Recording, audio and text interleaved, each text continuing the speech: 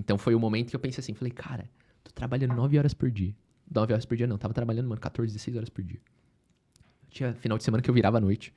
E eu falava assim, mano, pro tanto que eu tô trabalhando, eu não consigo ganhar mais, porque se eu ganhar mais, se eu tiver que pegar mais cliente pra trabalhar mais, mano, aí não tem como, eu não tenho vida. Aí eu falei assim, cara, como então eu consigo ganhar mais dinheiro? Aí eu fui num evento, e aí uma expert muito grande, que tava lá, que palestrou junto comigo, a gente tava trocando ideia no coquetel, depois do evento, e aí a gente tava trocando ideia, pá. Aí, no trocando ideia, ela falou assim, cara, você não devia ser copy.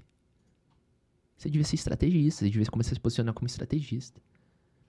Eu falei assim, bom, faz sentido, né? Os projetos que eu participava, cara, apesar de entrar como copy, eu sempre tive esse viés estratégico. Sempre dava ideia de funil, sempre dava ideia de oferta, porque eu sempre estava curioso no mercado, sempre estava proativo, sempre estava antenado no que estava acontecendo, então sempre dava esses pitacos.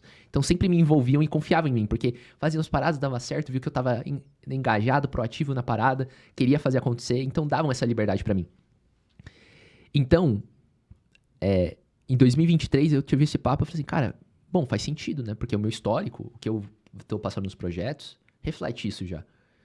E aí, ela contou uma experiência de que ela ia contratar uma estrategista para o lançamento dela. Já tinha estrategista, mas ia contratar uma estrategista de consultoria, que é uma estrategista muito grande, para o projeto dela, onde ela ia pagar para 1 mês e meio de consultoria 50 mil reais de fixo, mais 5% em cima do faturamento, sem a pessoa precisar investir de lançamento que já faturava mais de 1 milhão. Ou seja, nesse 1 mês e meio, a pessoa ia tirar aí cerca de uns 100 mil, 120 mil em 1 mês e meio. Eu falei, opa, esse nível de escala eu ainda não conhecia. E a pessoa que ia fechar essa consultoria era o quê? Estrategista.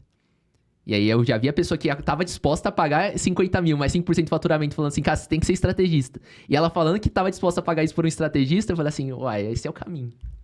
E eu já via que o meu histórico correspondia a isso, era realmente algo que eu me interessava. Falei, cara, é isso. Tá me entendendo? E aí foi bem num processo de transição, cara, em 2023. Acho bacana também contar que durante esse processo foi onde eu tive o maior meu resultado como copy.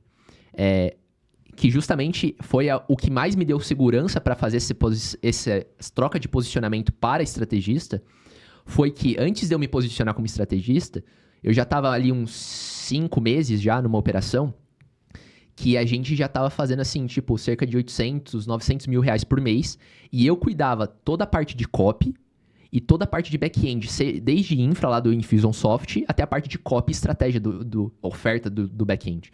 Eu que cuidava de tudo isso, desde a copy de front, a copy de back, a estratégia de back e oferta de back. E aí, cara, vendo esse resultado, eu falei assim, cara, realmente faz sentido. E o meu amigo, é um grande amigo meu que trabalhava comigo, e ele já dizia, falava assim, mano, você é muito mais que um copy. Você é muito mais que um copy. E aí eu tive essa conversa com ela, e aí, tipo assim, foi essa transição. Mas olha que interessante, né, pra quem for copywriter, prestador de serviço nesse meio tempo. Percebe que antes de me contratarem como copy, antes de, sei lá, começar a me posicionar, de querer ser considerado estrategista, percebe que o meu redor, cara, já manifestava isso pra mim. Tipo, as pessoas que trabalhavam comigo, as pessoas que conversavam comigo. Você começou desse jeito, né, cara? Quando você começou até lá, na High Level, tipo, pra mim, você tipo, já tinha uma ideia de que você estava sendo moldado ali pra ser um estrategista. Total. Aquela Isso época era ali... aquela época me moldou muito pra isso. Lá a gente construía oferta, né? Fazia essa parte de funil, estudava muito funil. Então, com certeza, me moldou muito pra isso. Esse pensamento, aquela época me moldou muito pra esse pensamento estratégico. Total. E, beleza, você começou a fechar clientes maiores, deixar um pouquinho mais... ter só a visão macro, né, do negócio, lidar só com os pontos macros, né? E você criou uma equipe pra isso. 2023 atuei inteiro como estrategista, só que ainda sem equipe.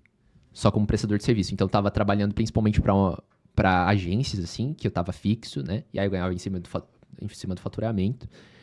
E aí em 2024, cara, ano passado, eu decidi construir minha equipe. Mas olha que louco. 2022, eu tinha tentado construir uma equipe. 2022? Cara, eu vou dizer assim, 2022. Meio de 2022. Eu tinha tentado construir uma equipe, se eu não me engano, Sou muito ruim de data. E, cara, eu lembro assim que foi uma frustração muito grande. Porque eu lembro que, assim, a gente tava escalando, porque eu tava pegando muito projeto, falei, mano, preciso desafogar. Aí eu comecei a contratar um monte de galera de copy e começar a delegar, pá. Aí vi que, mano, e aí, copywriting, assim, eu falei, mano, eu não vou conseguir treinar essa galera. Eles não escrevem do jeito que eu preciso que eles escrevam, mano. Eu vou mais gastar mais tempo revisando copy deles do que tal. E aí, mano, teve um momento, assim, muito de crise, assim, meu. Que teve um momento, assim, que eu fiquei... Eu não lembro em qual momento, acho que foi início de 2023, nesse processo de transição, um pouco antes de eu transicionar o meu posicionamento pra estrategista, eu tive que demitir todo mundo, mano. Eu tinha 2, 3 copywriters, tive que demitir a galera e ficar só eu de novo. E pra reestruturar a coisa. Porque cresceu e eu não dei conta, mano. Não dei conta de gerir, não dei conta de treinar, não dei conta, sabe? Eu tava sobrecarregado, não tava gerando o resultado que precisava. E aí, assim, eu tava mais revisando o copy do que atraindo mais clientes. Clientes começou a sair, não conseguia renovar cliente. Então, cara, aí eu tive e falei assim, mano, preciso largar, senão eu vou começar a ter que botar dinheiro da minha pessoa física na PJ. E aí, mano, eu demorei muito, cara. Porque o meu pensamento ao longo, até no início de 2023, ao longo de todo 2023, até início de 2024, antes de eu começar a construir a equipe de novo, Sim. eu fiquei assim, mano, eu não vou fazer esse trem porque esse trem não é pra mim, mano. Até pensando assim na capacidade cognitiva, cara, quando a gente começa a entender mais profundamente e colocar limites em nós, diferente do que muitas pessoas acham da gente ser ilimitado e conquistar o que quiser, eu acredito numa visão diferente, que os limites eles libertam. Ao mesmo tempo, cara, dependendo daquilo que... Tipo assim, às vezes a mesma coisa que pode te libertar também pode te aprisionar. Eu lembro que o Leandro, uma vez, ele me falou isso, cara. A gente tava falando sobre esse negócio de cognição, sobre as pessoas terem limitações reais quando o quesito é complexidade de tarefas ou execução de alguma coisa. E ele me falou assim, cara, tipo, as pessoas ficam constantemente pensando em como pensar fora da caixa. Mas é muito mais libertador quando você aprende a pensar dentro da caixa. Né? Quando você consegue fazer funcionar o negócio ali dentro daquele negocinho. Que aí sim, velho, o negócio vai ser de boa pra você, vai ser fácil pra caramba, tu vai conseguir fazer e tu vai conseguir gerar aquilo que você precisa pra sua vida. Isso é muito foda, mano, mas continua. Exato. E aí que tá.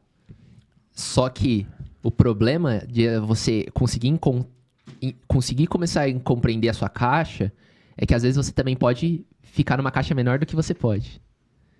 Entende? Que foi o meu caso. Que foi, cara, não, mano, não dou conta. E eu posterguei, sabe? E tipo assim, e tinha demanda e eu comecei a tirar, mano. Mano, eu recebi muita proposta, de verdade. Tipo assim, eu acho que, mano, muita proposta em 2023, 2023 depois, 2024 início. Cara, eu lembro que, sei lá, início de 2024, eu acho que eu recusei uns 5, 6 projetos.